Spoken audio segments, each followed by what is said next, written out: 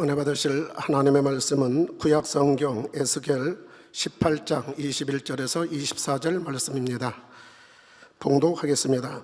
그러나 악인이 만일 그 행한 모든 죄에서 돌이켜 떠나 내 모든 율례를 지키고 법과 의를 행하면 정녕 살고 죽지 아니할 것이라. 그 범죄한 것이 하나도 기억함에 되지 아니하리니 그 행한 의로 인하여 살리라. 나 주 여호와가 말하노라. 내가 어찌 악인의 죽는 것을 조금인들 기뻐하랴. 그가 돌이켜 그 길에서 떠나서 사는 것을 어찌 기뻐하지 아니하겠느냐. 만일 의인이 돌이켜 그 의에서 떠나서 범죄하고 악인의 행하는 모든 가증한 일대로 행하면 살겠느냐. 그 행한 의로운 일은 하나도 기억함에 되지 아니하리니 그가 그 범한 허물과 그 지은 죄로 인하여 죽으리라. 아멘.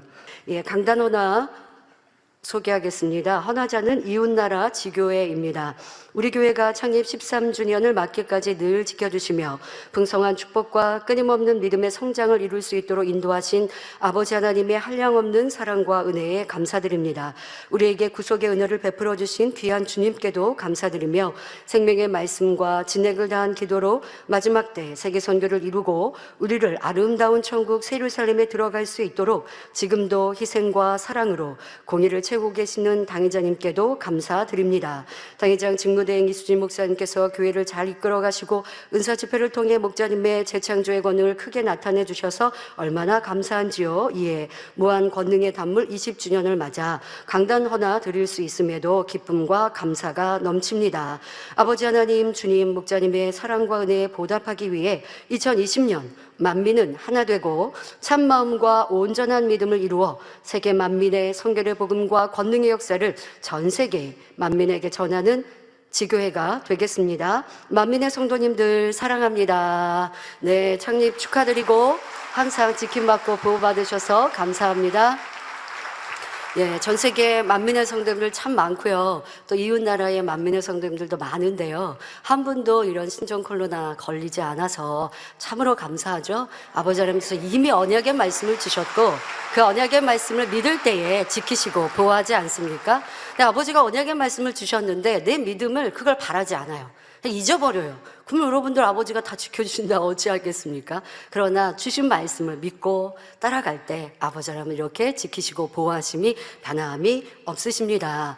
많은 간증들이 있는데 한 달에 은사 집회가 맞춰도 또 여러분들 이렇게 아니요 그냥 자율적으로 하세요. 봉사대 하지 마세요. 자율적에 자기 믿음이에요. 자기 믿음으로 자기 믿음대로 하는 거지. 그렇게 하면 또 교회에서 뭐 이랬다 저랬다 하거든요. 자율적으로 하시는 거예요. 내가 아버지 앞에 어떻게 예배하는 모습은 각자 우리 성도님들 배우신 대로 하는데 이렇게 해서 저렇게 해서 교회에서도 그럴 수 없는 건데요. 그렇게 하라고 하셨다니까 제가 좀 놀랬고요. 각자 알아서 하시는 거 예배 모습은 여러분들 예배 오시고 안 오시고 교회에서 맞겠습니까? 교회는 이렇게 아버지 앞에 예배하고 그리고 오시고 안 오시고는 우리 성도님들 자유지지 오지 말라고 교회는 예배 안 합니다 할 수 없는 것이고요. 아버지 기쁘시게 하는 예배는 있습니다. 이렇게 또 아버지를 기쁘시게 우리는 지킴받고 보호받지 않습니까? 그리고 또 이 밤은 그 외에도 치료받고 응답받을 것이고요.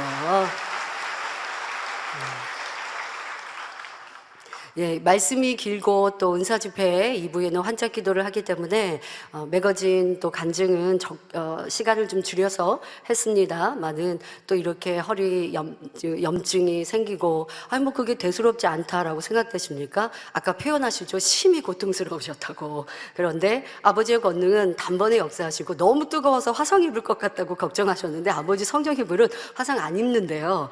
그렇게까지 뜨겁게 하신 건 그렇지 않으면 치료 언제 받았는지도 모르는 거예요. 우리 성도님들 그런 고백들 많이 하시죠? 나 언제 치료받았는지 모르게 치료받았다라고 간증하시는데 아버지가 이렇게 확실하게 이때 치료받았다라고 느낄 수 있도록 해두시고 또 그렇게 느끼니까 집에 돌아가서도 확인해보고 또 빠른 시간 안에 확인해서 간증할 수 있었는데요. 아버지는 방법은 뜨겁게도 하시고 시원하게도 하시고 박하사탕에 화한 것처럼도 하시고 이런 은혜가 있습니다. 그런 은혜를 여러분들도 체험하셔서 항상 영육간에 강건하시고 또 지킴 받으시기를 바랍니다. 네, 말씀에 들어가도록 하겠습니다. 여러 의학적 통계에 의하면 질병은 많은 부분 스트레스로 인해서 온다고 합니다. 이 스트레스 중 대부분은 정신적 질병, 곧 미움과 증오, 그리고 용서하지 않는 마음에서 생긴다고 하지요. 결국 미움과 증오, 용서하지 않는 마음이 암, 고혈압, 심장병, 뇌졸중, 치매, 우울증 등의 원인이 된다고 의학적으로도 설명하고 있습니다. 그러니까 이런 정신적인 문제뿐만이 아니라 생활 습관, 식습관 이런 데에서도 아니면 또 가족력 이런 데서도 영향을 받지만 여러분들이 깊이 생각하지 않은 이런 미움, 증오, 용서하지 않는 마음들도 세상 사람들도 그런 마음 많이 있잖아요. 그로 인하여서 이러한 질병이 온다고 의학적으로 설명하고 있습니다. 그래서 최근에는 정신과나 심리치료에 용서 치료 프로그램을 활용하기도 한다고 하는데요. 용서 치료 프로그램. 이 치료를 받은 환자들은 분노, 우울증, 근심이 줄어들고 자존감이 높아졌다고 합니다. 또한 스트레스를 완화시키고 혈압과 심박동을 안정시킨다는 실험 결과도 있지요. 이렇게 용서는 마음의 평안과 함께 건강도 가져다 줍니다. 우리 성도님들도 이런 체험을 해보셨을 텐데요. 용서할 수 없는 사람을 진심으로 용서했을 때 마음이 얼마나 기쁘고 흐뭇했는지 행해 보신 분들은 이미 아실 것입니다. 오늘 말씀을 들으면서도 이런 평안과 쉼을 가져보시기를 바랍니다. 미움과 짜증, 원망에서 오는 스트레스를 내려놓고 용서와 사랑의 마음을 느껴보시고 또 가져보십시오. 그러할 때 그저 알고만 있었던 하나님의 사랑이 여러분 마음 깊이 용서와 긍휼, 참된 사랑으로 임할 것입니다. 무엇보다 우리는 먼저 하나님의 사랑으로 용서를 받았으니 용서하지 못할 일이 없어야 합니다. 오늘 말씀을 통해 원수 맺거나 미워하며 용서하지 못한 일을 철저히 회개하고 돌이켜 진정한 하나님의 사랑을 입는 자녀들이 되시기를 바랍니다. 그러면 어떤 문제도 질병도 다 해결받을 수 있습니다. 아버지가 권능으로 치료하시고 응답하시고 문제 해결해 주시기를 원하시고 그러한 은혜를 폭포수와 같이 부어주셔도 최소한으로 내가 막힌 담을 헐지 않으면 내 옆에 있는 사람은 치료받아서 간증하는데 나는 치료의 역사를 받지 못하는 거예요. 앞서 간증해 주신 분이 송구영신 예배 때 이런 불을 받으셨다라고 말씀하시는데 나도 그런 은혜를 받는 분도 있는가 하면 나는 맹맹하게 아무런 은혜도 역사도 체험하지 못했거든요. 각자 준비하고 사모하고 또 아버지 앞에 합한 만큼 그 은혜가 달리 임하는 것이고 이 시간도 여러분들이 하셔야 될 것 바로 내가 아버지 앞에 막힌 담이 무엇인가를 찾으면 이것이 축복이십니다. 그 중에 오늘은 용서하는 마음에 대해 살펴보겠습니다. 이 시간이 응답과 치료의 하나님의 손길을 체험하는 축복의 시간이 되시기를 바랍니다. 만약 평상시 여러분을 괴롭히거나 힘들게 하고 피해를 입힌 악한 사람이 큰 어려움을 당한다면 여러분은 어떤 마음이 드시나요? 세상 사람 중에는 손뼉을 치며 좋아하거나 잘됐다, 속 시원하다 하는 사람도 있습니다. 하지만 선한 사람들은 아유 저 사람이 죄를 지은 것도 불쌍한데 어려움까지 당하니 참으로 안 됐다 생각하지요. 세상 사람 중에도 그래도 선한 사람들도 있긴 나름이고 그런 사람은 이러한 측은한 마음도 갖습니다. 마음에 선과 진리가 가득할수록 자신을 힘들게 하고 해를 끼치는 사람이 어려움을 당할 때 마음이 전혀 기쁘지 않습니다. 오히려 마음 아파하며 어떻게든 돕고 싶고 하지요. 그런데 나는 그렇지 못한다. 나를 괴롭히고 힘들게 한 사람, 싫은 사람이 어려움을 당하고 공경에 빠지니 아유 그럴 줄 알았어 하고 나도 모르게 괜히 속 시원한 마음이 있었다면 내 안에는 그만큼 선과 사랑이 없다라는 증거입니다. 자, 다윗을 통해서도 이런 선한 마음을 잘 알 수 있습니다. 자신을 미워하여 죽이고자 혈안이 되어 있던 사울 왕을 이제 다윗이 죽일 기회가 생겼습니다. 하지만 결코 해를 끼치지 않았지요. 더 나아가 아버지여 부르며 선한 고백을 이룹니다. 하지만 악한 사울은 잠시 감동을 입어 다윗에게 미안해하다가 이내 그 마음이 변하여 아무 잘못 없는 다윗을 또 죽이지 못해 안달입니다. 그러니까 이런 악한 사람도 순간은 좀 감동하는 모습이 있죠. 그러나 그것이 얼마 가지 않아요. 또 금방 자기의 마음에 시기 질투가 있으니 다윗을 오해하고 판단하여서 죽이고 또 죽이고자 하는 이와 같은 모습을 볼 수 있습니다. 여러분들이 한번 생각해 봅시다. 이러한 사울 왕과 시기 질투로 인해서 다윗을 죽이려고 막 쫓아다니는 사울 왕의 마음과 또 다윗 쫓겨다니고 피해 다녀야 되지만 용서하고 또 어찌하든 오해가 풀리기를 바라면서 선대하는 그 마음, 누가 더 평안하겠습니까? 쫓아다니면서 죽이려고 하는 사람이 원래는 평안해야 할 것 같은데 쫓겨다니는 다윗의 마음이 더 평안하다는 것이에요. 그러니까 미워하고 여러분 마음에 화를 품고 있고 원수 맺고 있으면 그게 바로 앞서 서론에 말씀드린 대로 여러분들이 몸을 괴롭게 하는 것이고 질병을 자초하는 것이고 더더욱 아버지 하나님께 사랑받지 못한다라는 것을 깨달으시고 한번 우리 정말 생각해요. 내 마음의 평안함이 왜 없는가? 왜 내 안에 기쁨이 없는가? 용서하지 못하고 상대와 담을 갖고 있고 불편함을 갖고 있기 때문에 내 마음에 참된 평안이 없다라는 것을 알아야 합니다. 그런데 우리는 그렇게 말하지 않아요. 저 사람이 나를 괴롭혀서 내가 평안하지 않다고 자꾸 이유되는데 그게 아니라고요. 내 안에 선과 사랑을 이루면 거기서부터 평안이 임하고 아버지 하나님의 또 그 은혜와 사랑이 넘치도록 임하게 되는 것입니다. 계속 악을 행하던 사울 왕은 결국 전장에서 죽게 되었고 다윗이 원수 갚지 않아도 아버지 하나님께서 대신 원수 갚아주셨죠. 그 소식을 들은 다윗은 금식하며 애곡하는 것을 볼 수 있습니다. 아무리 나를 힘들게 하고 이유 없이 악을 행한 사람이라도 상대가 해를 당할 때 마음 아파하였던 이런 다윗의 선의 마음이었죠. 이렇게 사람의 마음에 선과 악의 차이가 상대를 용서하고 긍휼히 여기기도 하며 미워하거나 원한을 갖고 상대를 저주하기도 합니다. 그러니 하나님을 사랑하고 사랑받고자 하는 자녀들이라면 용서의 마음을 이루어야 합니다. 더욱이 용서하는 마음은 하나님의 속성이요 우리 자신도 용서받고 응답받는 축복의 기름을 기억해야 합니다. 용서가 하나님의 마음이라 말씀드리니 간혹 구약 성경에 하나님께서 사람들을 멸하는 장면을 떠올리며 하나님을 오해하는 분들이 계십니까? 이는 각 사건에 담긴 영적인 뜻을 깨닫지 못했기 때문이며 하나님의 사랑과 공의를 모르기 때문입니다. 성경 내용을 정확히 알면 하나님의 사랑과 용서를 충분히 깨달을 수 있습니다.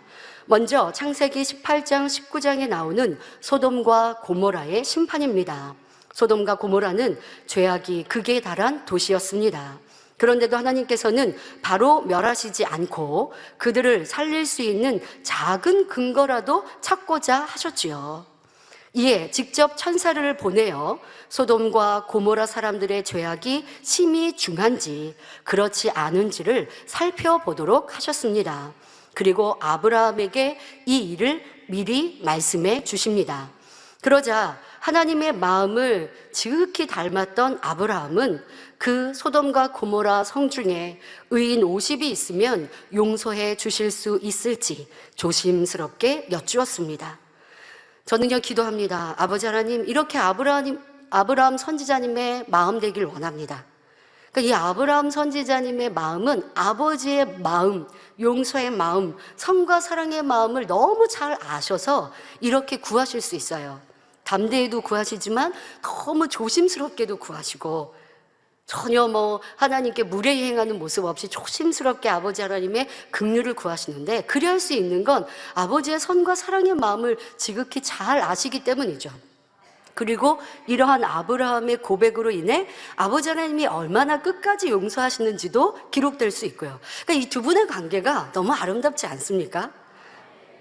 내가 내 안에 있는 선을 말하기보다 누군가가 저 사람 얼마나 선한데요 하고 말해주면 참 고맙고 그러면 내 입으로 말하지 않더라도 더 빛을 발하잖아요. 이런 모습 속에 아버지 하나님을 오해하지 않도록 이런 아버지 하나님이 얼마나 끝까지 용서하시는 사랑인지 그러한 막 서로 약속이라도 하신 듯 이렇게 기록되어 있는 모습이 참으로 아름다운 관계다라는 생각을 해보았습니다. 우리 일꾼들 이렇게 아버지의 마음을 알아드립시다. 그리고 아버지께서 기뻐하시고 또 칭찬하실 수 있는 이런 아름다운 기도를 올려드릴 수 있으면 참으로 좋겠습니다.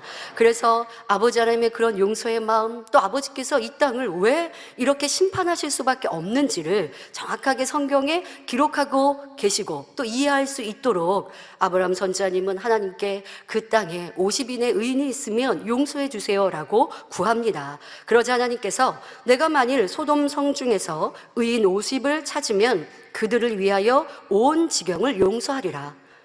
그 전체 땅 중에서 50명만 의인이 있으면 다른 사람들도 다 용서해 주겠다라고 말씀하고 계십니다. 그런데 50인이 없었죠. 아브라함은 이에 힘을 얻어 간청을 드립니다. 티끌과 같은 나라도 감히 죽게 고하나이다. 50의인 중에 5인이 부족할 것이면, 그러니까 45인이면 그 5인 부족함을 인하여 온 성을 멸하시리까 하며 다시 여쭙습니다. 그러니까 45인의 의인이 있으면 그 성을 용서해 주시겠죠? 라고 여쭙는 것이죠. 이번에도 하나님께서는 용서하겠다고 말씀하시죠. 아브라함은 거기서 포기하지 않고 계속해서 40인, 30인, 20인, 10인의 의인을 찾으면 어떻게 하실지 여쭙니다. 그때마다 하나님께서는 용서를 약속하셨습니다.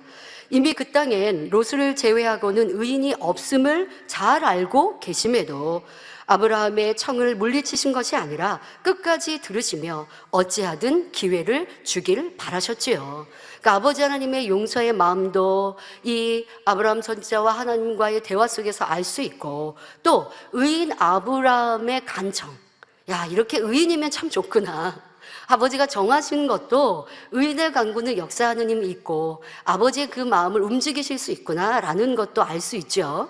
그러니 하나님의 사랑을 받는, 하나님의 사람과 함께하는 사람들이 함께 복을 받는 것이죠. 그래서 소돔과 고모라에 의인 10명이 없어서 그 땅이 멸하게 되지만 아브라함을 생각하사 조카 롯을 구원하셨던 것, 바로 아브라함으로 인하여서 그 가족에 복이 임했던 것도 알 수 있습니다. 자, 안타깝게도 소돔성에는 의인 10사람이 없었습니다. 그리고 그들의 악함이 그대로 드러납니다. 하나님께서 그 땅을 살피도록 보내신 천사들은 소돔 땅에 거하던 아브라함의 조카 롯의 집에 머물게 되었습니다. 하지만 사람들 눈에는 이 천사였지만 너무도 아름다운, 그 날개를 이렇게 접고 있을 때는 너무도 아름다운 여인처럼 보였습니다. 자, 이에 소돔 고모라의 사람들은 롯의 집에 몰려가 너희 집에 온 사람을 내놓으라 하며 그 여인을 자신들이 취하겠다고 합니다. 그러자 롯은 자신의 2딸을 내어줄 테니 그들에게 아무 짓도 하지 말라고 간청하지요. 하지만 심히도 악한 소돔과 고모라의 그들은 도리어 롯을 해하려고 대문까지 부수려 했습니다. 처음 보는 여인을 탐하고자 하는 이 사건만으로도 소돔과 고모라 사람들의 악이 어떠한지 잘 알 수 있지요. 그들은 죄에서 돌이킬 수 없는 한계에 달했기에 아무리 사랑의 하나님이실지라도 공의에 의해 심판하실 수밖에 없었던 것입니다. 그래도 사랑의 하나님께서는 아브라함을 보시고 롯과 그 가족을 구원하고자 하셨지만 그때도 사위들은 하나님께서 성을 멸할 것이라는 롯의 말을 믿지 않았기에 결국 그 땅에서 죽음을 당했습니다. 롯의 아내는 함께 탈출했지만 뒤돌아보지 말라는 하나님의 말씀을 어기고 소돔에 미련이 남아 뒤돌아봄으로 소금 기둥이 되고 말았지요. 이렇게 소돔과 고모라의 심판을 통해 하나님께서는 한두 번 잘못하니 곧바로 심판하시고 멸하신 것이 아니라 또 살피시고 깨우쳐 주시며 어찌하든 기회를 주시고자 하시는 분임을 알 수 있습니다. 사람이 심히 악하여 스스로 멸망을 자초하는 것임을 깨달아야 하지요. 지금도 하나님의 사랑의 권면을 듣지 않고 악에 악을 쌓아간다면 당장 심판을 당하지 않는다 해도 결국 사형 선고를 받은 것과 다를 바 없다는 것을 기억해야 합니다. 큰 범죄를 지으면 때로는 사형의 집행을 받기도 합니다. 그럼 사형 집행을 받았다고 바로 하루 이틀 내에 사형을 처합니까? 그렇지 않고 시간이 있지 않습니까? 시간이 있어도 사형 이제 집회 선고를 받은 사람이니 하루하루가 피가 말리겠죠. 근데 인생들은 지금 내가 사형 선고를 받은 멸망으로 간다는 걸 느끼지 못하고 살아가지만, 하지만 세상에 얼마나 많은 질병과 시험환란과 문제, 평안, 만족 없이 살아가고 있는 모습임을 우리는 알 수 있습니다. 그런데 더더욱 이런 하나님의 말씀과 정확한 심판을 알면서도 짐짓 죄를 지어 간다면 이는 나도 사형 선고를 받을 수 있음을 알아야 할 것이고, 우리는 용서의 하나님의 그 사랑을 알아 이제는 죄에서 벗어나야 할 것이고, 그 사랑의 하나님의 용서가 내게 온전히 임하여서 참된 평안, 이제는 천국 구원만 아니라 더 좋은 천국을 침노하는 우리의 모습이 되어야 합니다.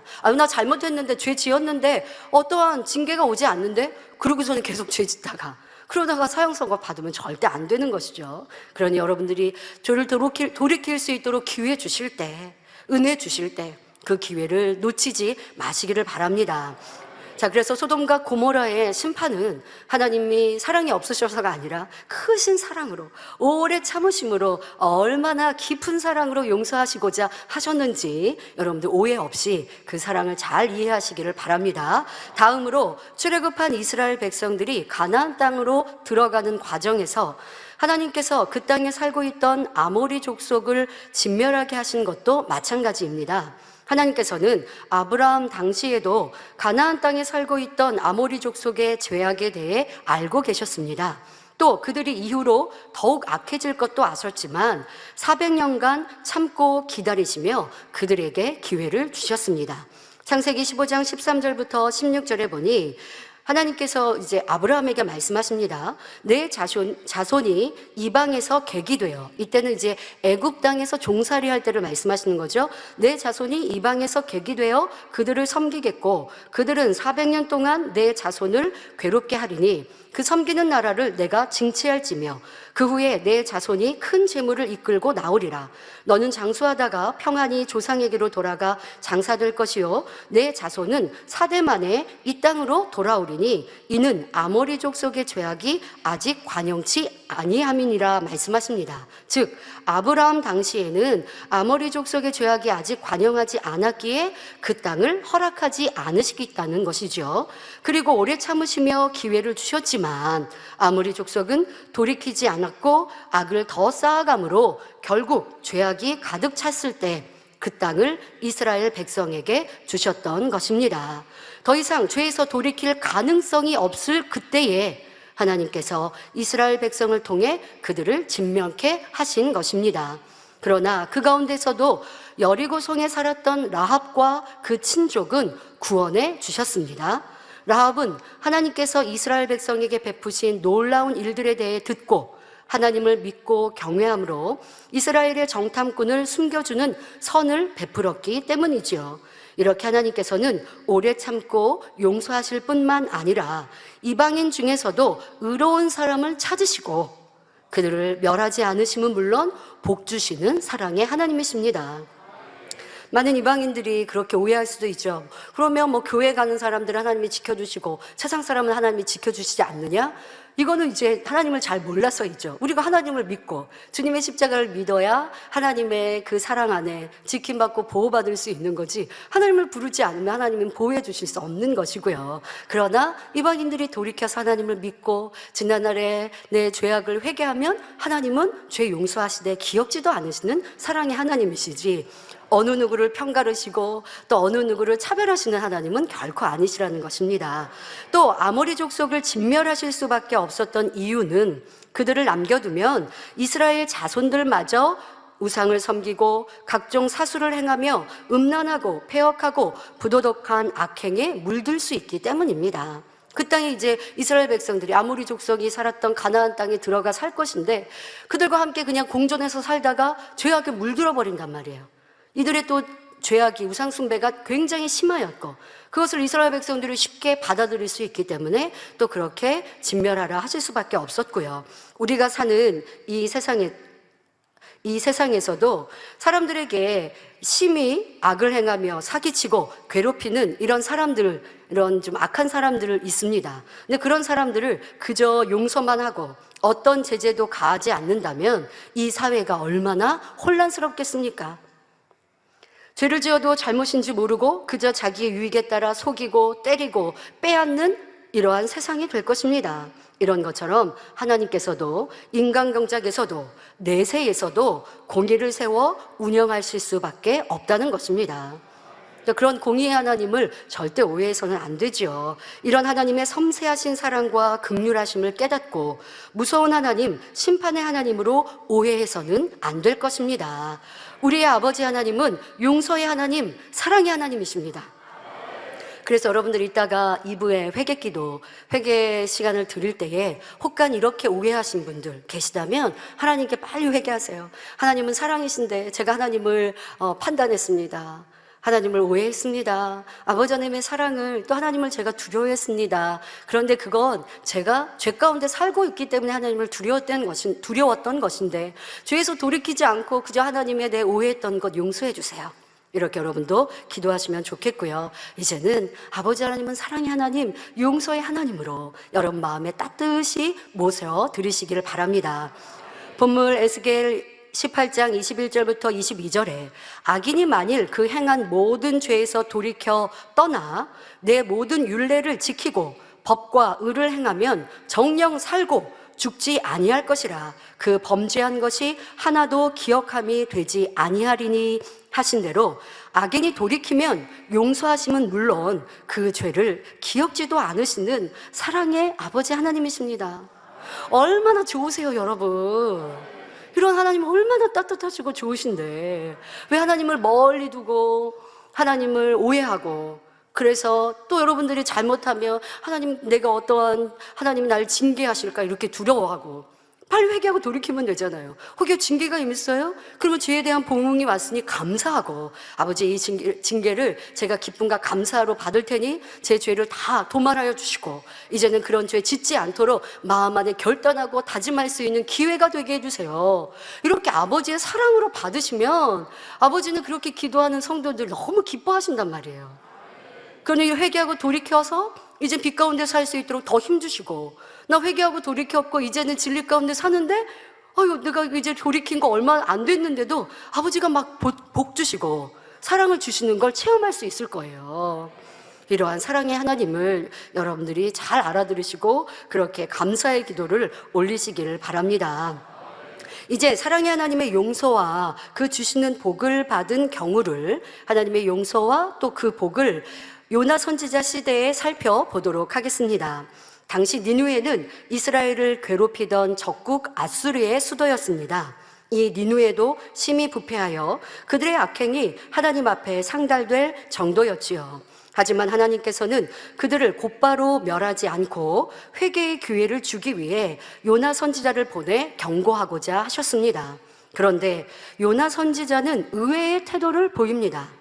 니누에로 가라 명하신 하나님의 말씀을 어기고 다시스로 향했지요. 그는 자기 민족을 괴롭히는 적국인 니누에가 멸망당하길 원했기 때문입니다. 그런데 자신이 가서 경고할 때, 하나님의 말씀대로 순종해서 경고할 때 니누에 백성이 혹시 회개할 수도 있고, 또 회개하면 하나님께서는 용서해 주실 것을 알았기 때문에, 그러니까 이 요나 선지자는 하나님의 사랑을 또 아는 거죠. 용서의 하나님을. 그러니까 그렇게 추측해 보니까 내가 가서 경고하고, 그래서 그들이 혹간 회개하면 하나님은 또 용서해 주실 건데, 그것보다 저들은 멸망당하는 게 낫겠다, 이렇게 생각한 요나는 하나님의 낯을 피해 다시스행 배에 올라, 또 하나님의 낯을 피하니 배 밑창에 나름대로 숨었어요. 배 밑창에. 그런데 하나님의 낯을 피할 수 있습니까? 아버지 하나님은 어느 곳에 다 계시고 무엇이든 다 알고 계세요. 자, 그러니 지금 요나 선지자가 불순종한 그 배, 다시스로 향하고 있는 그 배가 어려움을 당하지요. 큰 풍랑을 만나게 되었고 벗어나려고 최선을 다해 보았지만 결국 파손할 위기에 놓이고 말았습니다. 그러자 이제 그 배를 운영하는 뱃사람들은 이제 신을 인정하는 거예요. 그래서 이러한 큰 풍랑이 있을 때는 무언가 신을 노엽게 한 사람이 있을 수 있다라고 생각해서 이 재앙이 누구 때문인지 알기 위해 그 배에 탑승한 이 승선한 사람들을 모아서 제비를 뽑았습니다. 그런데 그 제비도 얼마나 정확하게 뽑힙니까? 영락 없이 요나가 뽑혔고 요나를 바다에 던지니 바다는 이내 잠잠해졌습니다. 자, 그럼 이제 요나는 어떻게 되었을까요? 용서하시는 하나님께서는 하나님의 낯을 피하고 불순종한 요나마저도 그냥 멸해버리지 않으시고 한 번 더 기회를 주십니다. 한 번이 아니에요. 또 이제 또 그 이후에도 또 여러 번 또 기회를 주십니다. 요나가 자신의 나라와 민족을 사랑하는 마음으로 그렇게 행했다는 것을 이해해 주시고 또 용서의 기회를 주신 것이지요. 큰 물고기를 예비해 두셨다가 요나를 삼키게 하셨습니다. 원래 그런 만약에 큰 물고기 쉽게 여러분들 상어에 사람이 삼키면 상어가 사람을 삼키면 어떻게 될까요? 사람이 죽죠. 물고기가 사람을 삼키면 사실 죽는다라고 생각할 것인데 그게 아니라 그냥 큰 물고기 뱃속에 들어앉은 요나는 거기에서 3일 금식을 자동적으로 하면서 하나님께 철저히 회개하고 하나님은 그런 기회를 주신 것이지요. 그래서 그 큰 물고기 뱃속에서 사흘 밤낮을 지내며 불순종한 것을 철저히 회개하였습니다. 기도를 들으신 하나님께서는 또 용서해 주십니다.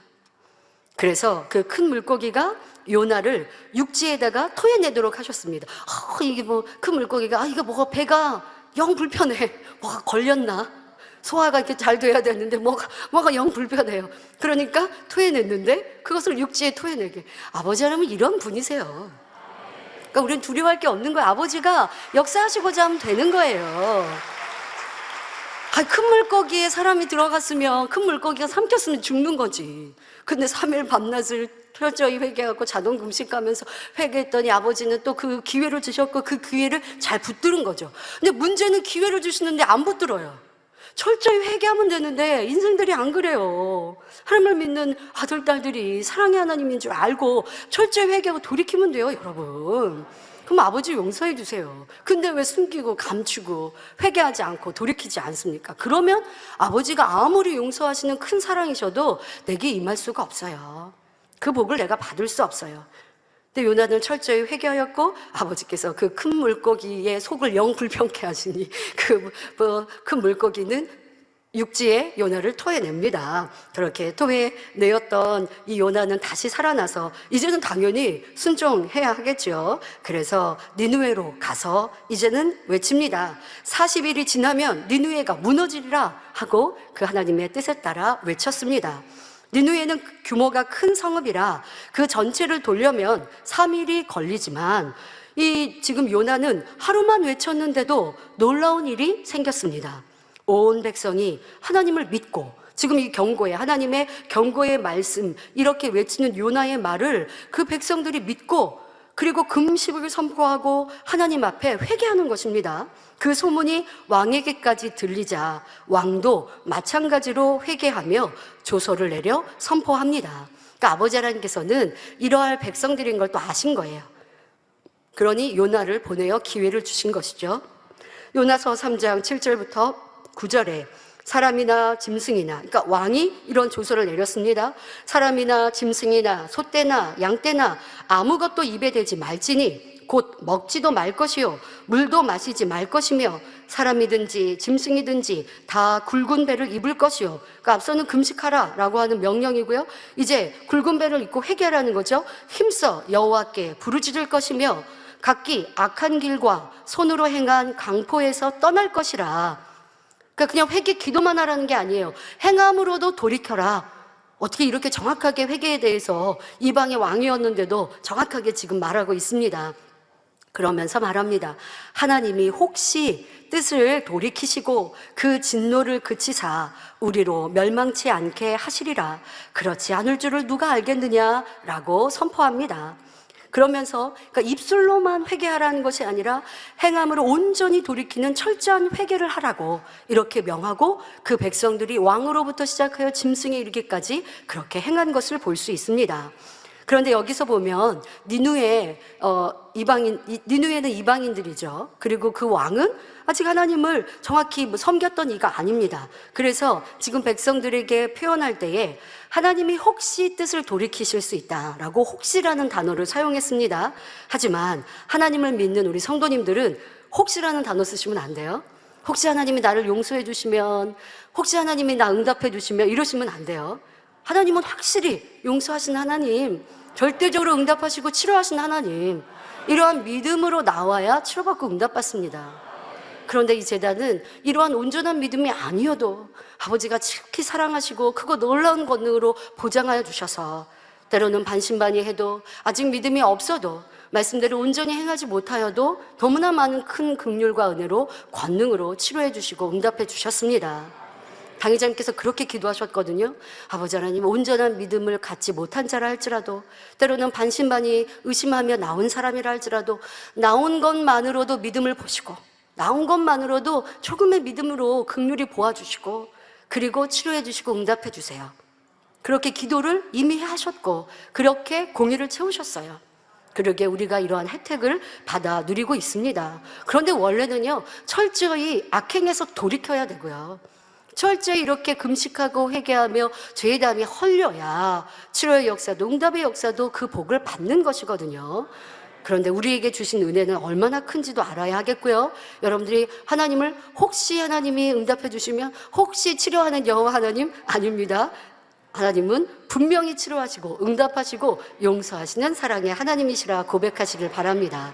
하나님께서는 회개하고 돌이키면 반드시 용서해 주십니다. 에스겔 33장 14절부터 16절에 가령 내가 악인에게 말하기를 너는 죽으리라 하였다 하자. 악인에게 너 악으로 인해 너는 이제 심판을 받는다, 너는 죽는다, 이렇게 하나님께서 말씀하였다 하자. 그런데 그가 돌이켜 자기의 죄에서 떠나서 법과 의대로 행하여 이제 회개하고 돌이켰어요. 이제 내가 이렇게 죄악 가운데 사니까 나 이제 죽는데, 하나님이 나를 멸하신대, 이런 얘기를 듣고 마음에 바로 돌이켜서 철저히 회개하고, 그리고 이제 돌이키는 행함까지 보입니다. 어떻게 행하느냐? 법과 의대로 행하여 전당물을 도로주며 억탕물을 돌려보내고 생명의 율례를 준행하여 다시는 죄악을 짓지 아니하면 그가 정령 살고 죽지 않을지라. 그의 본래 범한 모든 죄가 기억되지 아니하리니 그가 정령 살리라. 이는 법과 의를 행하였음이니라 하셨습니다. 아버지는 이렇게 말씀하셨어요. 죽을 수밖에 없는, 죽임 당할 수밖에 없는 죄인이요 악인이라 할지라도 이제 너는 죽을 거야, 너가 지은 죄의 악으로 인해 너는 이제 사망이야 라고 사망 선고를 받았다 한다 할지라도 철저히 회개하고 돌이키고 다시는 죄악 가운데 거하지 않아 죄악에서 떠난 의로 말씀대로 살아가면 지난날의 허물 죄를 기억지도 아니하시고 또 그를 살리신다고 말씀하십니다. 얼마나 좋으신 하나님이십니까? 여러분, 주님 영접하고 우리는 지난날 허물 죄 용서받았지만, 그리고 죄 안 지은 성도들이 얼마나 있을까요? 하나님을 믿고 주님을 만났어요. 그러니까 이제는 다시는 죄 짓지 않고 말씀대로 살았습니다 라고 자신 있게 말할 사람이 얼마나 있을까요? 그런데 아버지 하나님은 또 용서하시고 또 용서하시죠. 그렇다고 짐짓 죄를 짓고 또 회개하라는 것이 아닙니다. 이제 다시는 죄 짓지 않을 때 사형 선고를 받은 죄악이라 할지라도 기억지 않고 용서해 주신다 말씀하십니다. 자, 그런데 여기서 명심해야 할 것은 회개할 뿐 아니라 다시는 죄악을 짓지 않고, 죄악을 짓지 않았다면 이제는 계명대로 지켜 행해야 한다는 것입니다. 용서하지 않고 미워했던 사람이 회개하면 어떻게 해야 됩니까? 이제는 사랑해야 되는 거예요. 아버지, 제가 용서하지 못했습니다. 미워했습니다. 불편했습니다. 담을 쌓고 이렇게 원수 맺었습니다 하고 여러분들 회개하셨습니까? 아버지, 지난날 제가 이렇게 미워했던 거 용서해 주세요. 아니, 지금 미워하고 있는 거 용서해 주세요. 이제 미워하지 않겠습니다. 원수 맺지 않겠습니다 라고 기도하셨습니까? 이게 회개 기도거든요. 그러면 이제 그렇게 회개하였으면 다시는 미워하시면 안 되는 거예요. 그런데 그렇게 회개 기도하고 또 미워하고 또 담을 쌓고 거리를 두고, 그러면 나는 아버지 앞에 의롭다 칭함받을 수 없습니다. 예수님께서 38년 된 병자나 가늠한 여인을 용서해 주시고 뭐라 말씀하십니까? 다시는 죄를 범치 말라 당부하셨습니다.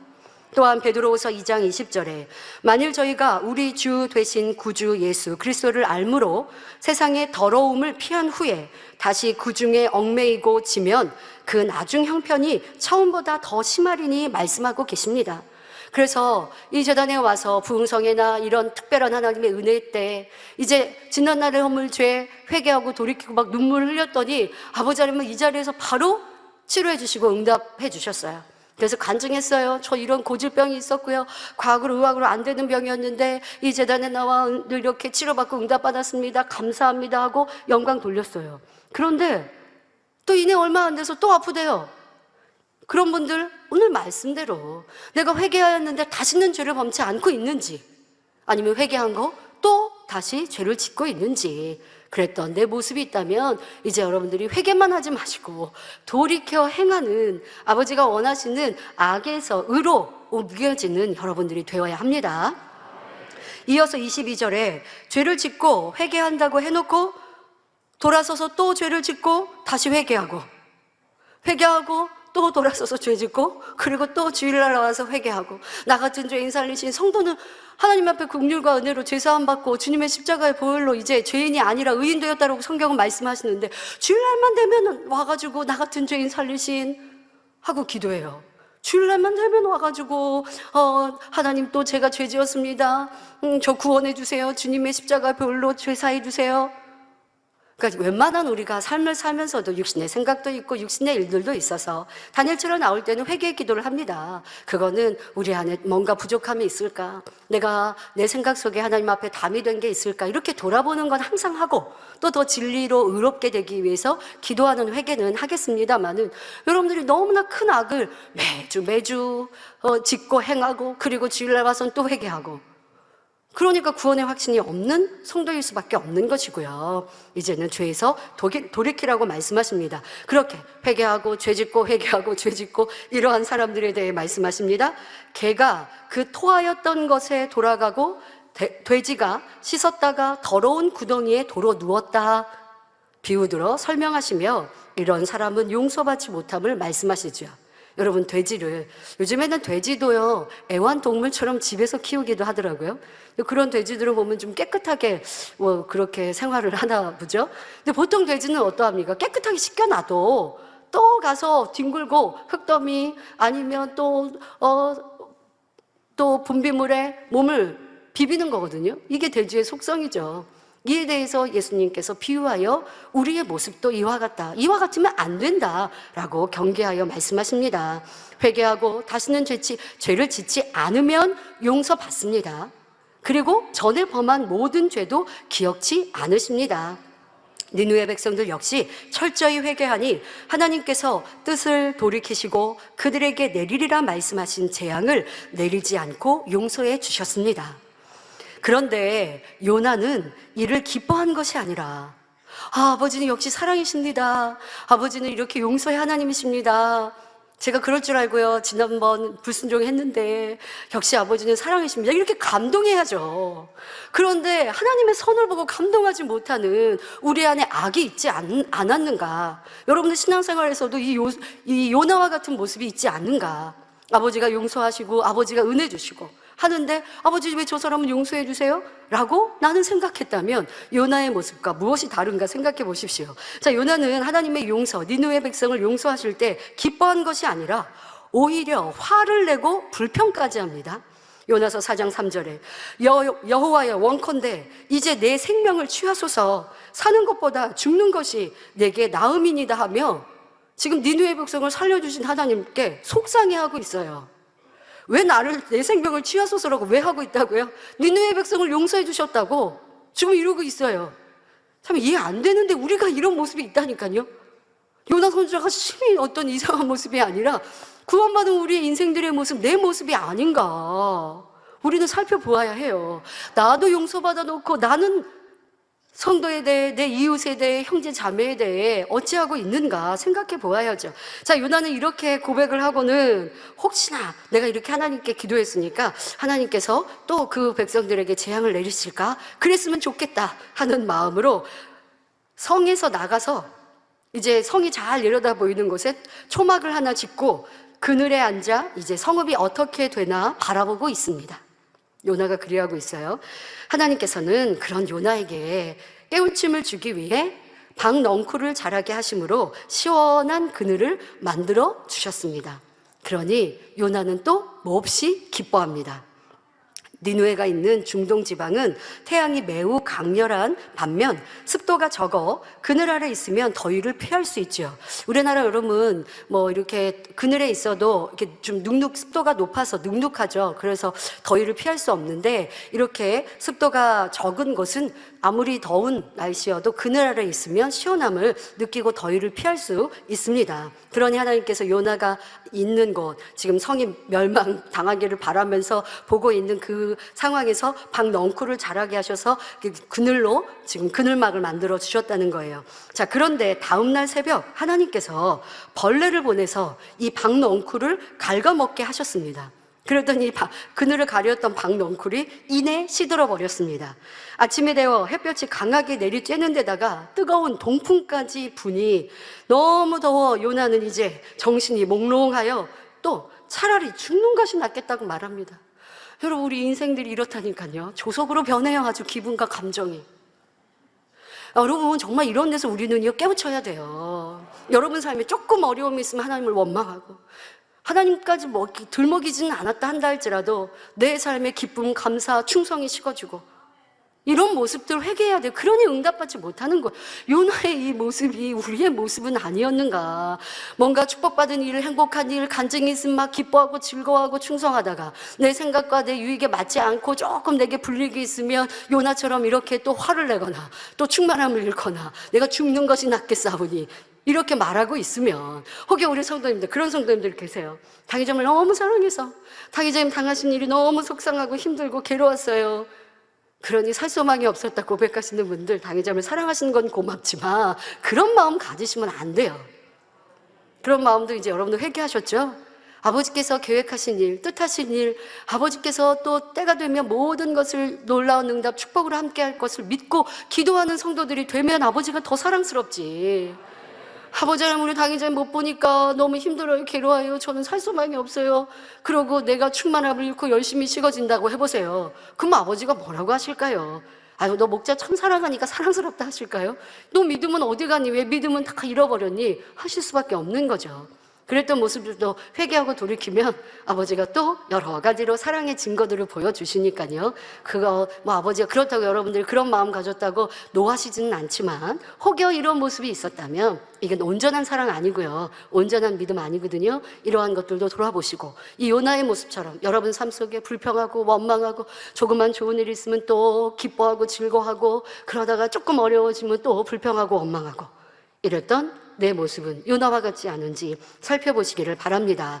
자, 이제 햇빛을 가려줬던 그 덩쿨이 사라지고 나니 이 요나는 또 불평하고 차라리 죽는 것이 낫겠다고 말합니다. 그때 하나님께서 요나에게 깨우침을 주십니다. 내가 이 박넝쿨로 인하여 성냄이 어찌 합당하냐. 지금 박넝쿨이 지금 말라서 햇빛을 가려주지 않는다고 성내고 있는 게 어찌 합당하냐. 깨우쳐 주세요. 그러더니 요나는 내가 성내어 죽기까지 할지라도 합당하니이다 하며 하나님께 대들기까지 합니다. 아유, 여러분, 이 지금 하나님과 요나의 대화인데요, 사람 사이의 대화라고 한번 해봅시다. 윗사람과 아랫사람, 아니 동년배인데 내가 상대방에게 뭔가 은혜를 주고 했는데 상대방이 나한테 이렇게 조금 마음에 안 맞으니까 또 화를 내고 성을 내고 한다고 해보세요. 그러면 사람 사이 같았으면요, 이거는 진노가 나올 거고요, 화가 나올 거고요, 사람 사이도 단절해질 수도 있어요. 그런데 이런 요나의 대답에 하나님은 진노하신 것이 아니라 또 감동적인 말씀으로 그를 깨우쳐 주십니다. 요나서 4장 10절부터 11절에 내가 수고도 아니하였고 배양도 아니하였고 하룻밤에 났다가 하룻밤에 망한 이 박넝쿨을 내가 아꼈거든. 하물며 이 큰 성읍 니누에에는 좌우를 분별치 못하는 자가 12만여 명이요 육축도 많이 있나니 내가 아끼는 것이 어찌 합당치 아니하냐라고 사랑으로 또 설명해 주십니다. 이렇게 니누의 백성은 악독하였지만 자비하시고 노하기를 더디하시며 인자하신 하나님께서는 결코 악인의 멸망을 기뻐하지 않으시고 오히려 그들이 돌이켜 용서받기를 원하셨습니다. 그리고 요나는 툭하면 성을 냈지만 하나님께서는 이해하지 못하는 요나에게 비유까지 들어가며 자상하게 설명해 주셨습니다. 하나님의 깊은 사랑과 용서의 마음을 느껴볼 수 있지요. 여러분도 분명 신앙생활 속에 요나와 같은 모습이 있을 때가 있었는데, 그런데 아버지는 그때마다 여러분들에게 화를 내시고 재앙 내리지 않으셨잖아요. 기다려주셨고 참아주셨습니다. 그러한 사랑을 생각하시면서 또 이부 시간에 감사의 기도도 올리시면 좋겠습니다. 자, 그런데 사람들은 말합니다. 아니, 신앙인들도 말합니다. 왜 저런 악한 사람은 잘 되나요? 하나님께서는 왜 저런 사람들에게 벌을 내리지 않으십니까? 라고 세상 사람도 그렇게 하나님을 모르면서 믿지도 않으면서 하나님께 원망하기도 하고, 또 하나님을 믿노라 하는 사람들도 이렇게 말하거나 기도할 때도 있습니다. 하지만 이렇게 말하는 것은 자신이 악하다는 것을 깨달아야 합니다. 감정을 제어하라 말씀하실 때 우리가 심판해서는 아니 된다. 심판은 오직 하나님 주님께 있다고 말씀하셨죠. 그런데 내가 저 사람이 심판받기를 원한다? 이것이 내 안에 악이라는 것이죠. 사실 하나님의 선에 비추어 악인을 멸해버리신다면 구원받은 우리 성도라 할지라도 살아남을 사람이 거의 없습니다. 하지만 사랑의 하나님께서는 디모데전서 2장 4절에 모든 사람이 구원을 받으며 진리를 아는 데 이르기를 원하시기에 오래 참고 기다려 주시는 것입니다. 그런 인내로 우리를 바라보시며 중심에서 회개하며 돌이킬 때 누가복음 15장 7절에 죄인 하나가 회개하면 하늘에서는 회개할 것 없는 의인 99으로 인하여 기뻐하는 것보다 더하리라 하심과 같이 기뻐하시는 사랑의 하나님이시지요. 또 철저히 회개하여 돌이키면 전에 지었던 죄나 잘못을 기억지도 않으심을 사도 바울을 통해 잘 알 수 있습니다. 사도 바울은 원래 예수 믿는 사람들을 몹시 핍박하던 사람이었습니다. 그는 각 집에 들어가 예수님을 믿는 남녀를 끌어내어 옥에 가두고 교회를 완전히 진멸하려 했습니다. 그러나 중심을 보시는 하나님께서 이처럼 위협과 살기가 등등했던 그를 깨트려 예수 그리스도를 전하는 대사도로 만들어 주셨습니다. 또한 철저히 깨닫고 돌이킨 후 그의 지난날의 죄를 이후 다시 묻지 않으셨지요. 사람들은 상대의 허물을 두고두고 기억하며 말하기도 하는데 하나님께서는 시편 103편 12절에 동이 서에서 먼 것 같이 우리 죄가를 우리에게서 멀리 옮기시고 기억하지 않으십니다. 다만 무조건 용서하시는 것이 아니라 그 언약을 지키고 그 법도를 기억하여 행하는 자에게, 즉 회개하고 돌이키는 자에게 용서하시고 지난날 허물 죄도 기억지 않으신다는 거예요. 또 죄 짓고 또 죄 지으면 지난날에 지었던 죄도 다시 떠오르세요. 그리고 그 죄에 대해서도 물으실 수 있어요. 이것을 기억해야 합니다. 이렇게 용서하시고 복 주시는 좋으신 하나님이 계신데 아직도 세상 어두움을 짝하며 죄의 짐에 고통받는 분이 계십니까? 아유, 하나님 말씀대로 사는 게 무겁고 힘들어서요. 아닙니다. 죄 가운데 거하면 더 무겁고 힘들어요. 앞서 사울 왕과 다윗 예를 들어드렸잖아요. 죄악을 가지고 있는 게 더 괴로운 거예요. 아버지 앞에 용서받고 하나님 말씀대로 살아면 이 세상 속에도 지킴받고 보호받고 아버지의 크고 놀라운 복을 받는데, 이렇게 좋은 길 가라, 행복한 길 가라고 하시는데 왜 아직도 세상을 짝하며 죄의 짐에 눌려 살아야 합니까? 이제 용서의 하나님, 사랑의 하나님께 철저히 자신의 잘못을 회개하십시오. 그리고 돌이켜 다시는 죄를 짓지 않을 때 용서받고 구원받은 참 평안과 기쁨이 임할 것입니다. 요한복음 8장에도 가늠하다 현장에서 잡혀온 여인을 용서하시는 예수님의 사랑이 나옵니다. 예수님께서는 여인을 정죄하던 사람들을 물리치시고는 요한복음 8장 11절에 나도 너를 정죄하지 아니하노니 가서 다시는 죄를 범치 말라 하시며 참된 평안을 주셨지요. 하나님께서는 죄를 미워하시는 것이지 죄에서 돌이킬 때에는 악인을 악인이라 하지 않고 오히려 그 죄를 없게 해주시며 의인이라 칭해 주십니다. 이렇게 하나님은 회개하는 심령을 찾으시며 그가 통해 자복하면 과거의 모든 죄를 묻지 않고 용서하시지요. 우리는 이런 하나님의 용서와 사랑으로 구원받아 하나님의 자녀가 되었습니다. 그런데 이 큰 용서와 사랑을 받은 우리가 아직도 다른 사람을 용서하지 못하고 미워하며 원망하고 원수를 맺고 있다면 이는 하나님의 용서에 감사하는 삶이라 할 수 없습니다. 더더욱 우리가 서로 용서하고 사랑하며 화목을 이룰 때 하나님의 응답을 받을 수 있다. 성경은 분명 말씀하십니다. 하나님의 용서를 받고 나는 남들을 용서해도 되고 안 해도 되는 선택이 아니에요. 내가 하나님의 용서를 받았지만 또 우리는 살면서 잘못하고 부족한 것들이 있잖아요. 그거 용서받아야 하잖아요. 그러면 나도 상대를 용서해야 하고, 또 그렇게 용서하고 화목할 때 내가 간구하는 것에 응답해 주시겠다 성경은 말씀하십니다.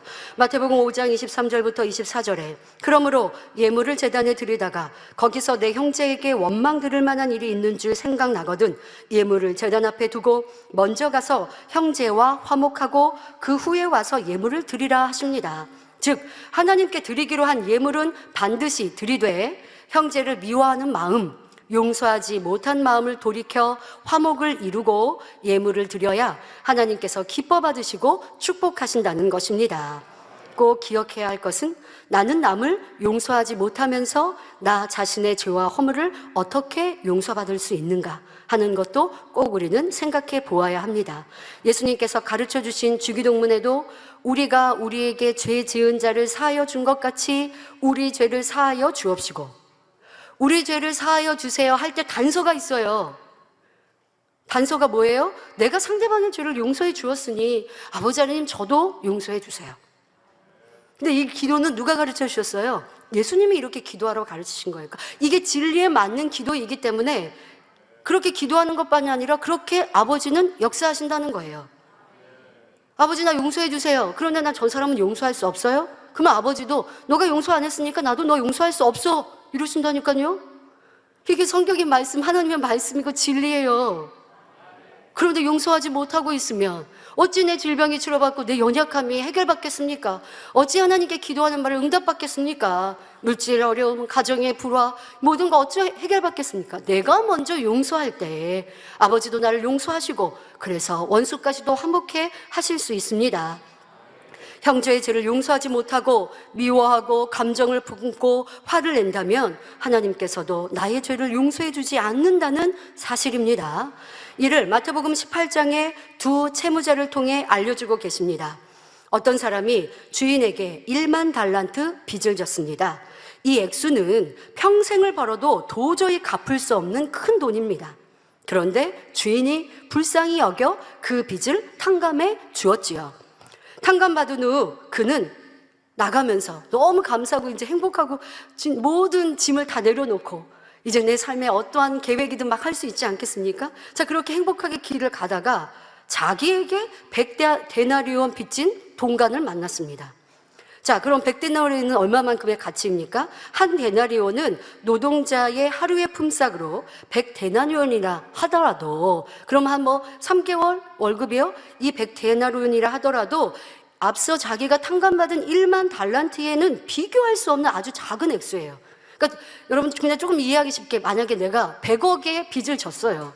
그런데 100억을 탕감받았는데 나가다가 나한테 100만 원 빚진 사람을 보고 지금 돈 갚으라고 하고 있는 이 상황이에요.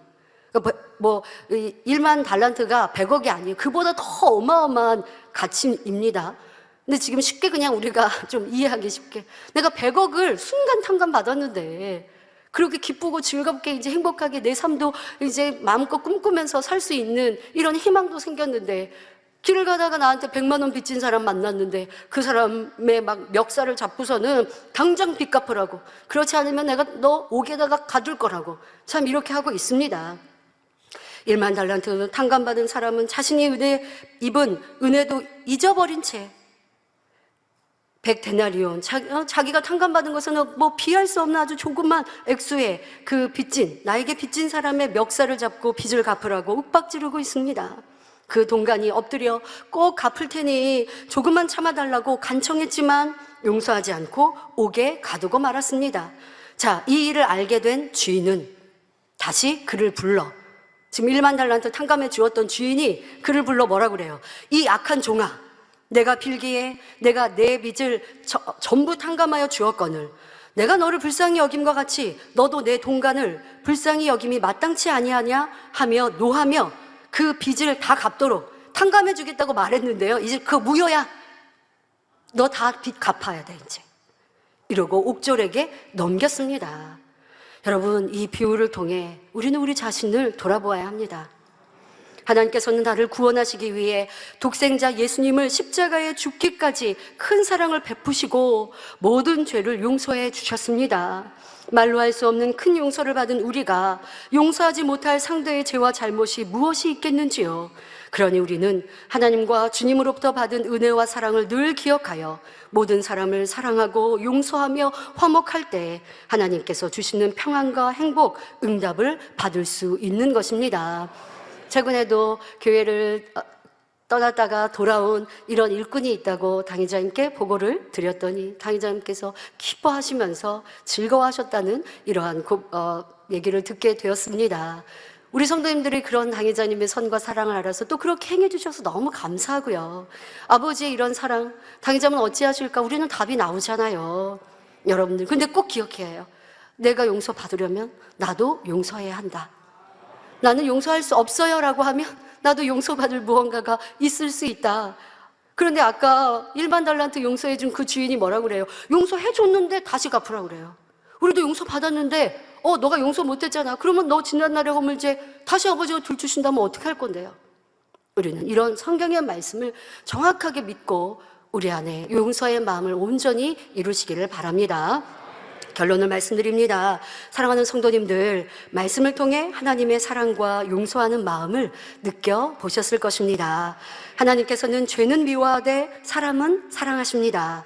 죄를 미워할 수밖에 없음은 그 죄로 인해 우리가 사망으로 떨어지기 때문이지요. 하지만 아무리 악인이라 할지라도 죄에서 돌이켜 진리 가운데 행하기만 하면 용서하심은 물론 복 주시는 사랑의 하나님이십니다. 예수님께서도 상한 갈대를 꺾지 아니하시며 꺼져가는 심지를 끄지 않고 끝까지 참고 기다리셨습니다. 그리고 이런 용서의 마음을 우리도 이루어야 함을 가르쳐 주셨지요. 마태복음 18장 21절부터 22절에 그때에 베드로가 나와 가로되 주여 형제가 내게 죄를 범하면 몇 번이나 용서하여 주리이까? 7번까지 하오리이까? 예수께서 가라사대 내게 이르노니 7번뿐 아니라 70번씩 7번이라도 할지니라 하시며 완전한 용서를 말씀하셨지요. 몇 번 용서하고 더 이상 용서하지 못하겠다 하거나 저 사람은 도무지 이해할 수도 없고 용서할 수 없다 해서는 안 되는 것입니다. 여러분 그런 시간들을 보내셨습니까? 도무지 용서 안 돼. 그러면서 우리는 얘기하죠. 당회장님은 용서하시겠는데 아유 저는 싫어요. 이렇게 생각하고 말하셨습니까? 진리가 뭐라고 우리에게 말씀. 그러면 여러분들 도무지 용서할 수 없는 사람을 용서하면 우리의 믿음은 어떨까요? 믿음은 쑥쑥 성장하겠죠? 또 아버지가 그런 이들 얼마나 사랑하실까요? 아버지 하나님의 그 용서의 마음을 닮아 우리가 용서할 수 없는 사람을 용서하니 긍휼히 여기니 사랑하니 우리가 심판하지 않고 우리는 선과 사랑을 행하니 아버지 하나님께서 그런 여러분들을 얼마나 기뻐하고 사랑하시고 그런 이들이 새 예루살렘에 가지 않겠습니까? 도무지 용서할 수 없어요 라고 하는 사람이 새 예루살렘 갈 수 있을 것 같으세요? 안 되겠죠? 아시죠? 아니에요? 갈 수 있어요? 도무지 용서 못하겠어요. 아유 안 될 것 같아요. 그런 분들 새 예루살렘 갈 수 있는 거예요? 아닙니다. 용서할 때에 그런 이들이 가는 거 새 예루살렘 아니겠어요? 그렇게 여러분들에게 지금 훈련시켜 주시니 얼마나 감사합니까? 전에는요, 아유 다 용서할 수 있는 줄 알았어요. 막연하게 자기 마음에 선과 사랑이 많이 있는 줄 알고 아유 뭐 용서할 수 있지라고 생각했어요. 근데 용서할 수 없는 일들을 만나니까 용서 못할 것 같아요. 그러면 이제 새 예루살렘 못 가는 거죠. 그러니까 우리가 그냥 지난 시간 지금의 연단 없이 신앙생활 했다면 새 예루살렘 못 가면서도 새 예루살렘 가는 줄 알고 착각하며 신앙생활 했으면 어쩔 뻔했어요. 그런데 이 시간을 통해 우리의 믿음과 우리의 마음을 정확하게 보고 있잖아요. 야, 내가 선과 사랑 말씀을 들어서 그것으로 흉내는 냈고 그 말씀을 사모하기는 했지 내 안에 이루지 못했구나. 내 거 아니었구나. 그러면 이제는 그렇게 이루어야겠구나. 여러분들이 다짐하고 회개하고 그리고 지금 이 시간 우리에게 이런 말씀을 아버지가 주시잖아요. 이 말씀은 당회장님께서 우리 가운데 가르치셨던 이 부흥성회 때 1994년 부흥성회 때 하셨던 말씀입니다. 그리고 저 또한도 이 말씀으로 방송 설교를 했었는데요. 그 말씀 그대로 여러분들에게 지금 또 전하고 있어요. 근데 지금 우리에게 필요한 말씀이죠. 지금 우리에게 피가 되고 살이 되고 새 예루살렘 갈 수 있는 자격을 갖추어 주고 계십니다. 이런 용서할 수 없어요 하는 마음이 아니라 아버지가 용서해 주셨고 저도 용서를 받았으니 저도 용서합니다 하고 복 빌어주는 이런 사랑의 마음이 되어집시다. 자, 또 용서한다고 하고는 상대의 잘못을 기억하고 있어서 스스로 고통받는 어리석음도 없어야 하겠습니다. 이렇게 부부간에, 부모 자녀 간에, 형제, 이웃, 친구 사이에 온전히 용서하셨는지 살펴보시길 바랍니다. 더 중요한 것은 나는 하나님과 또 하나님께서 또 여러분들 더 중요한 것이 있어요. 내 형제를, 내 이웃을 용서하는 것도 이루셔야 되겠고요. 또 하나님과 또 하나님께서 세우신 주의 종과 화목하고 있는지도 돌아보아 왜 응답받지 못하였는지도 깨달으시기를 바랍니다. 앞서 하나님에 대한 원망, 하나님의 성내고 화를 내는 요나의 모습으로 우리의 신앙생활도 살펴볼 수 있었는데요. 또 하나님을 무서운 하나님, 두려운 하나님, 심판하시는 하나님 하고 오해했던 것들도 회개하여 하겠고, 또 하나님께서 세우신 주의 종과 불화한 것도 여러분들이 응답받지 못하는 이유라 말씀하고 계십니다. 자, 용서하지 못함으로 비롯된 미움, 시기, 질투, 판단, 정죄 등 여러 가지 악의 모양을 버리고 이제는 하나님과 화목을 이룰 뿐 아니라 모두와 화목한 여러분이 되시기를 바랍니다. 그리하여 치료하시고 응답하신 하나님의 응답과 크고 놀라운 복이 이 시간 여러분 모두에게 임하시길 기원 드립니다. 말씀 참고하시면서 함께 기도하시겠습니다. 좋으신 아버지 하나님 감사합니다. 우리에게 용서의 아버지 하나님의 그 사랑을 알 수 있도록 깨우쳐 주시니 감사합니다. 하나님은 두렵고 무섭고 심판하시는 하나님이 아니라 끝까지 용서하시고 기회 주시는 사랑의 하나님이십니다. 그리하기에 우리가 이 자리에 나와 있을 수 있고 우리도 용서받아 아름다운 천국을 향해 달려갈 수 있으며 우리의 부족한 것을 회개하고 돌이켜 치료받고 응답받을 수 있습니다. 하나님을 오해했던 것들 이 시간 용서하여 주옵시고, 또 형제를 내가 용서하지 못했던, 나는 이런 큰 용서를 받았는데 형제, 이웃, 사랑하는 성도들을 용서하지 못하고 미워하고 담가졌던 것들, 이 모든 것들도 철저히 회개하는 이부 시간이 되게 하여 주옵시고, 치료하시고 응답하신 하나님을 만나는 축복의 시간으로 함께하여 주옵소서. 감사드리며 우리 주 예수 그리스도의 이름으로 기도하옵나이다. 아멘. 영상을 통하여 당회장님의 환자를 위한 기도받겠습니다. 기도를 받으실 때에 아픈 분들은 아픈 곳이나 연약한 곳 위에 손을 얹고 기도받으시고, 아프지 않는 분들은 가슴에 손을 얹고 마음의 손을 위해 믿음으로 기도받으시기 바랍니다. 할렐루야. 전능하신 사랑의 아버지 하나님, 이 시간 기도받는 모든 성도님들 위해 안수하여 주옵소서. GCN과 인터넷과 화상을 통해 기도받는 지교회와 지성전 그리고 전세계 하나님의 자녀들 위에도 시공간을 초월하여 역사하여 주시기를 원합니다. 믿어지는 믿음을 주시고 부정적인 생각과 의심의 세력을 물리쳐 주옵시며 모든 시험 환난도 물리쳐 주옵소서. 머리부터 발끝까지 오장육부 뼈 마디마디 온몸의 신경 조직 세포 등 아픈 곳마다 성령의 불로 태우시고 근본의 빛으로 역사하여 주옵소서. 예수 그리스도의 이름으로 명하노니 원수마귀 사단 모든 질병 균 연약함아 물러가라. 빛이여 임하라. 모든 불치 난치병도 성령의 불로 태워 깨끗하게 역사하여 주옵소서. 말라리아를 비롯한 모든 풍토병도 물리쳐 주옵소서. 감기, 기침, 열, 몸살, 독감 등 각종 유행성 질병도 다 물러가라. 어떠한 유행성 질병 균도 틈타지 않게 지켜 주옵소서.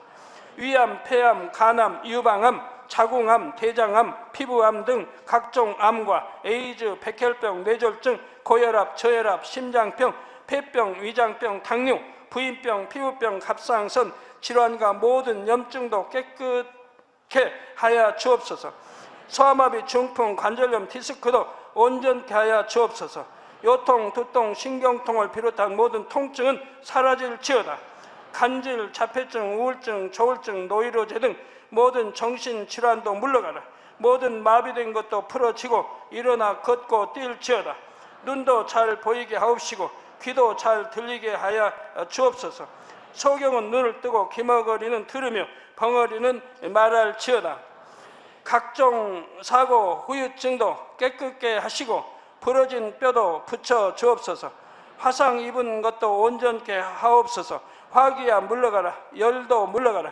아버지 흉터도 나지 않게 역사해 주시기를 원합니다. 마약을 비롯하여 각종 약물과 독극물 중독도 깨끗함을 입을지어다. 죽은 신경과 세포가 살아나며 죽은 자도 살아나게 하여 주옵소서. 잉태의 축복도 주시기를 원합니다. 잉태 축복을 받으라. 예수 그리스도의 이름으로 명하노니 원수마귀 사단아, 하늘 공중 곳에 잡은 악의 영들아 물러가라. 그의 사자들도 물러갈지니라. 이 땅의 악한 영, 더러운 영, 거짓되고 간사한 영, 이간질하고 미혹하는 모든 어둠들은 물러가라. 모든 흉악의 결박을 풀고 어둠아 물러가라. 빛이여 임하라.